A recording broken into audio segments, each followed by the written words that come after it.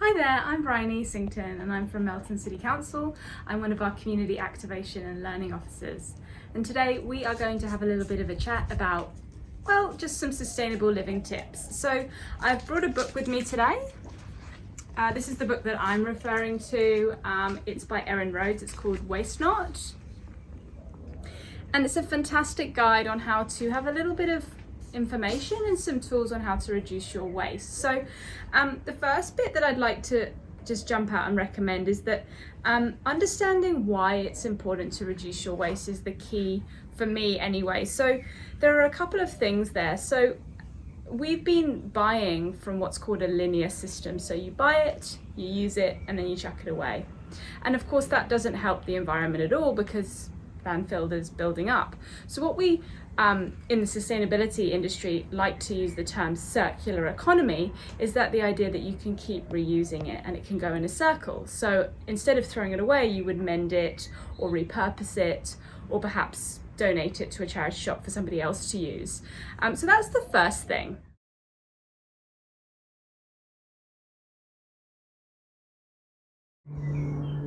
So the second tip I have is on reusables. So when you start your day, have a think about where you might be going. Would you like a coffee? Perhaps, you might be going somewhere that you might be able to take a container that you can have the remainder of your lunch brought home so you can not contribute to a food waste.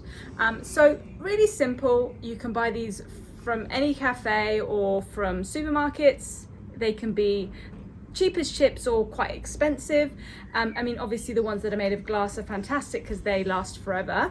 You can have any hot drink in that, and it can also kind of double up as a bowl as well, perhaps if you had something that you wanted to put in midway through the day. The second thing is water. Instead of buying water bottle at the 7-Eleven or when you're out and about, just have one in your car. It's a great way to obviously stay hydrated and not contribute to the thousands of plastic tons that go into our environment every day. Now, these are just some things that you can buy, but there are so many ways that you can repurpose things. This is just a basic coconut oil jar I've got at home, and you could just use that. It doesn't need to be fancy. It's just a way to stop contributing, as I said, to all the waste that we have out there.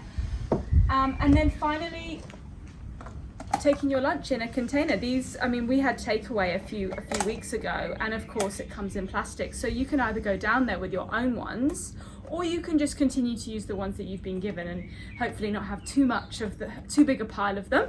And then of course, a straw. I love a straw. We all know that plastic straws are kind of on the out, but they can come in metal and they can come in bamboo, and they're great for kids, especially if they've got like a smoothie. So you can carry that in your handbag or in your car, like I said. Great. So the next tip I have is on food scraps. So obviously, if you like to cook or not, the biggest thing that you can do to reduce your waste is actually not to put your food in the bin. Now, most councils, including our council here at Melton, have what's called FOGO. So I actually don't live in Melton myself, so this is my local one.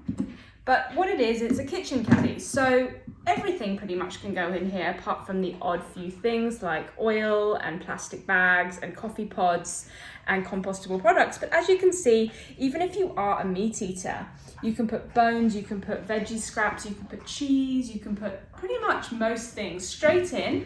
And then it gets picked up fortnightly from your greens bin, which you can get from the council, either from your landlord or perhaps if you are an owner, just from the council.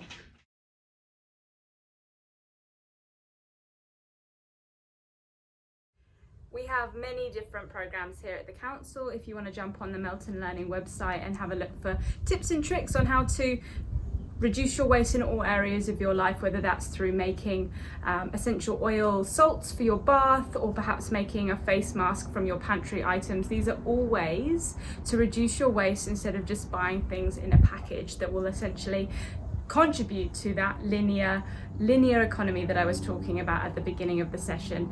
I will put through a few points at the bottom of this clip on places that I go, the book that I mentioned, as well as perhaps the David Attenborough documentary that's just come out. It's a fantastic example of why we need to reduce our waste. And for everything else, feel free to put in the comments, and I'm more than happy to answer as many questions as I can. Thanks very much. Bye.